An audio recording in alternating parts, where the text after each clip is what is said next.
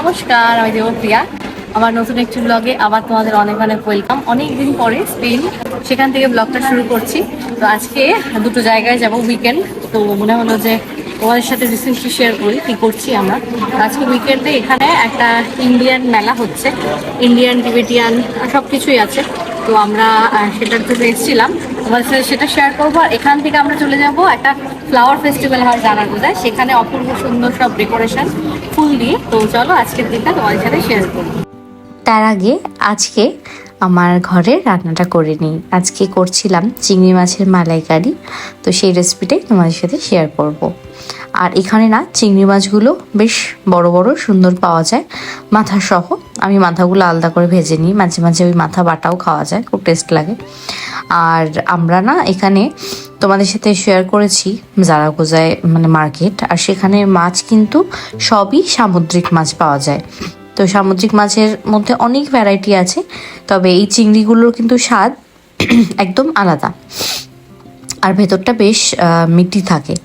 তো এটা হচ্ছে আমি একটু অন্যভাবে করব আজকে, ওই জন্য তোমাদের সাথে রেসিপিটা শেয়ার করছি। মানে চিংড়ি মাছের মালাইকারি বা চিংড়ি মাছের নর্মাল কারি সবাই আমরা খাই, এটা একটু অন্যভাবে করছিলাম। আর আলুটা ভেবেছিলাম, তারপরে আর আলুটা দেওয়া হয়নি। আর চলো কাটতে কাটতে একটু আমার কিছু গল্প করা যাক। অনেক দিন পরে তোমাদের সাথে আমার এরকম একটা জারাগোজার ডেইলি ভ্লগ শেয়ার করছি। তোমরা আমাকে কমেন্টে জানাতে পারো আমার এই ডেইলি ভ্লগগুলো তোমাদের বেশি ভালো লাগে না ঘুরতে যাওয়ার যেগুলো ট্রাভেল ব্লগ শেয়ার করি সেগুলো। আর তোমরা সবাই কেমন আছো, আর তোমাদের ওখানে ওয়েদার কেমন? স্পেনে তো খুব গরম পড়েছে। তো এই যে রান্নাটা শুরু করে নিলাম। এবার তেলে শুকনো লঙ্কা তেজপাতা ফোড়ন দিলাম। আর ওই যে বললাম একটু আলাদা করে করব, এটা হলো প্রথমে এখানে ডেজিকেটেড কোকোনাট যেগুলো আছে, মানে এখানে যাদের কোকোনাট মানে কুড়িয়েও নারকেল দিতে পারো, দিয়ে তারপরে যে আদা রসুন পেঁয়াজ টমেটো তারপরে লবণ, এই কটা জিনিস দিয়ে ভালো করে ভেজে নিতে হবে। আর এই যেহেতু আমি এটা পরে পেস্ট করব, ওই জন্য কাটা কিন্তু মানে সবজিগুলো ওরকম ফাইনলি চপড না করলেও হবে। আর এখানে হচ্ছে আমি একটু বাদামের গুঁড়ো দিয়েছিলাম, মানে আমন্ডের গুঁড়ো। তোমরা চাইলে কাজু বাদামের একটু পেস্ট বা কাজু বাদামের গুঁড়ো দিতে পারো। তারপর এটা একটু ঢেকে ভালো করে একদম সুন্দর করে ভেজে নিলাম। এবার এই তেজপাতা যেটা ফোড়নে দিয়েছিলাম এটা সরিয়ে রাখলাম। এবার এইটাকে একটু ঠান্ডা করে সুন্দর করে একটা ফাইন পেস্ট বানিয়ে নিতে হবে। এই রেসিপিটা কিন্তু মানে অনেকটা মালাইকারির মতোই টেস্ট হয়, তবে ওই কোকোনাট মিল্ক না থাকলে এইভাবে রান্নাটা করা যেতে পারে। আর ডেসিকেটেড কোকোনাট তো কিনতেই পাওয়া যায়, নারকেল কোরানোরও কোনো ঝামেলা নেই। এটা খেতে এত ভালো হয়েছিল। আর তারপরে ওই পেস্টটা হয়ে যাওয়ার পরে তেলে কটা এলাচ, কেউ যদি দারচিনি চাও দিতে পারো, আমি দারচিনির গন্ধটা খুব একটা ভালোবাসি না তাই দিই না। তো তারপরে পুরো যে ওই পেস্টটা ছিল দিয়ে দিলাম। আর মশলার মধ্যে হলুদ গুঁড়ো জিরে গুঁড়ো গোলমরিচ গুঁড়ো ধনে গুঁড়ো, তারপরে চিনি স্বাদ মতো, আর লবণ তো আগেই দিয়েছি, আর লবণ দেওয়ার দরকার নেই। আর তারপরে মাছ যেখানে ভেজেছিলাম সেই প্যানটাই জল গরম করে দিয়ে দিলাম। ভালো করে কিন্তু কষিয়ে নিতে হবে মশলাটাকে। তারপর জল দিয়ে ফুটে উঠলেই সব মাছগুলো ভাজা মাছগুলো দিয়ে তারপর ভালো করে একদম যে যেরকম ঘনত্ব খেতে চাও, যেরকম গ্রেভি খেতে চাও, আমরা একটু গ্রেভি গ্রেভি পছন্দ করি, এটাকে আরও একটু ইচ্ছে হলেও শুকানো যায়। তো এই আমাদের আজকে একদম চিংড়ি মাছের এই রেসিপিটা রেডি।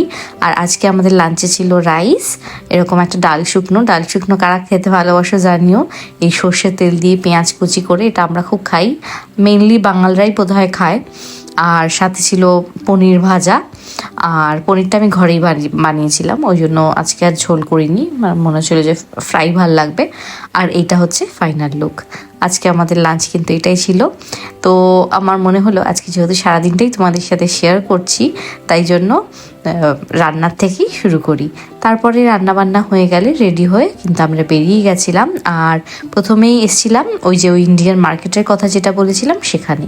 আর ওয়েদারটা কিন্তু বেশ সুন্দর ছিল, তবে খুব গরম পড়েছে।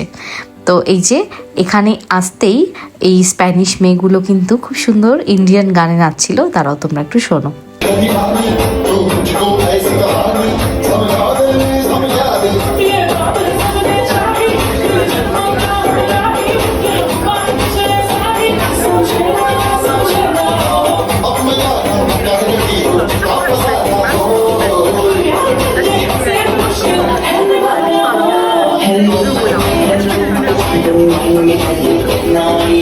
কি সুন্দর তাই না? তো আমাদের খুব ভালো লেগেছে। আর এখানে এদের সাথে একটু কথা বলেও জানতে পারলাম মানে এরা ভীষণ এই ইন্ডিয়ান কালচার, ফুড, জামা কাপড় সব কিছুর প্রতি ভীষণ আগ্রহী।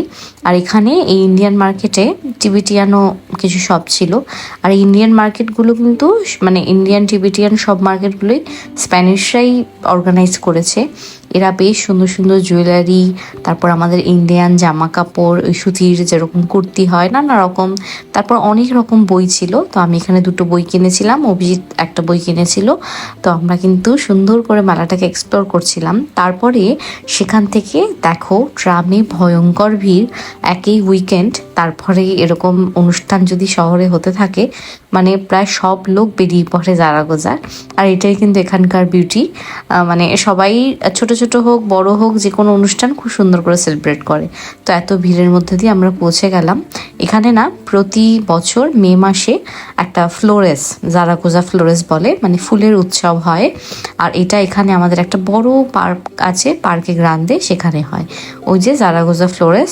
এবার এখানে হচ্ছে নানা রকম সুন্দর সুন্দর ফুলের দোকান, তারপর অনেক হ্যান্ডমেড জুয়েলারি, তারপর প্রচুর নার্সারি, মানে সুন্দর সুন্দর গাছ, অনেক কিছু এখানে থাকে, প্লাস ফুড ট্রাকও থাকে।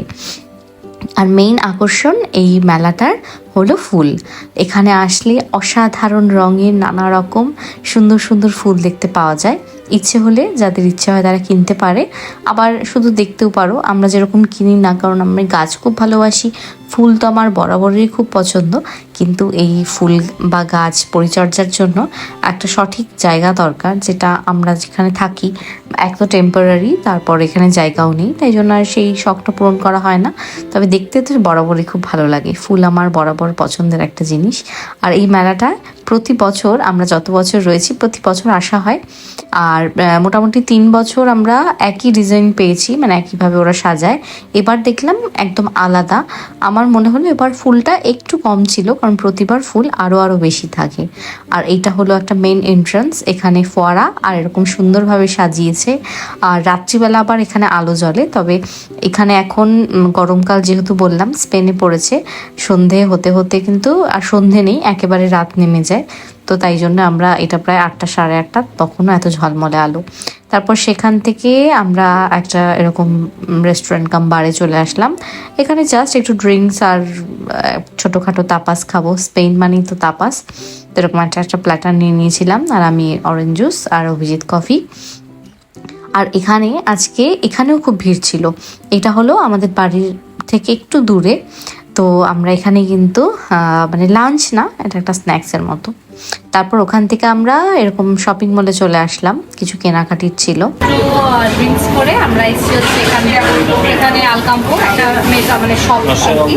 তো এখান থেকে কিছু এখন নেওয়ার আছে, নিয়ে তারপর বাড়ি যাবো।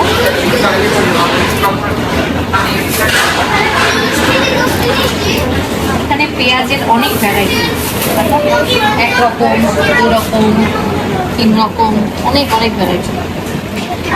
আর বাড়ি যাওয়ার আগে বাজারটা করছি তোমাদের সাথে।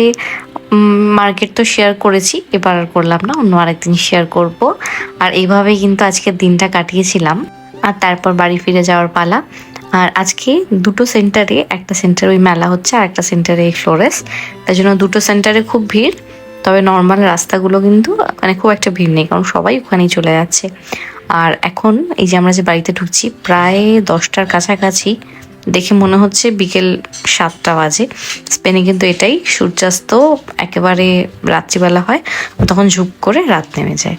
আর এটা হলো আমাদের বাড়ির সামনেটা। তো বাড়িতে চলো ঢুকি। আর এখন মাঝে মাঝে তোমরা যদি পছন্দ করো এই ব্লগটা, তাহলে মাঝে মাঝে আমার ডেইলি লাইফের কিছু অংশ তোমাদের সামনে তুলে ধরবো। আর যদি এরকম ভিডিও সত্যিকারেরই দেখতে চাও, কমেন্টে লিখে জানাতে পারো, তাহলে আমি আবার ডেইলি ব্লগ নিয়ে আসবো। আর ঘোরার ভিডিও তো আমি আমার শখেও কিছুটা পোস্ট করি, তোমরাও কিছু কিছু দেখতে ভালোবাসো, তাই ঘোরার ভিডিও তো আসতেই থাকবে আবার যখন নেক্সট কোনো ট্রিপ হবে। ততদিন তোমরা সবাই খুব ভালো থেকো, সুস্থ থেকো। আর ভিডিওটা ভালো লাগলে অবশ্যই কিন্তু লাইক করতে ভুলো না। দেখা হবে পরবর্তী একটা ইন্টারেস্টিং ব্লগের সাথে। Till then take care and সবাই খুব ভালো থেকো। Bye by.